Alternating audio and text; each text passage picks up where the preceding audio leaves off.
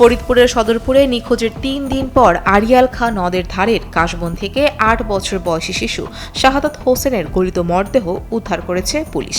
সোমবার বিকেলে উপজেলার চর নাসিরপুর থেকে লাশটি উদ্ধার করা হয়। এই ঘটনায় মেলার দোলনা সংশ্লিষ্ট ৫ জনকে গণপিটুনি দিয়ে পুলিশে দিয়েছে স্থানীয়রা। জানা যায়, নিহত শিশু শাহাদাত হোসেন কওমি মাদ্রাসার ছাত্র। গেল শুক্রবার চন্দ্রপাড়া দরবার সংলগ্ন মেলায় ঘুরতে গিয়ে নিখোঁজ হয় সে।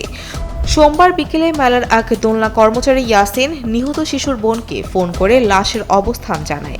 বসুন্ধরা টিস্যু অশুদ্ধতার বিরুদ্ধে এক বিন্দুও ছাড় নয়। কাশবনে লাশ পাওয়ার পর থেকে ইয়াসিন পলাতক থাকলেও মেলার দোলনা মালিক দেলোয়ার ব্যাপারী সহ ৫ কর্মচারীকে গণপিটুনি দিয়ে পুলিশের হাতে তুলে দেয় স্থানীয় ক্ষুব্ধ জনতা। খবর পেয়ে সদরপুর থানা পুলিশ ও ভাঙ্গা সার্কেলের অতিরিক্ত পুলিশ সুপার ঘটনাস্থল পরিদর্শন করেছেন। সদরপুর থানার ওসি মোহাম্মদ আব্দুল আল মামুন শাহ জানান, লাশ ফরিদপুর মেডিকেল কলেজ হাসপাতালের মর্গে পাঠানো হয়েছে।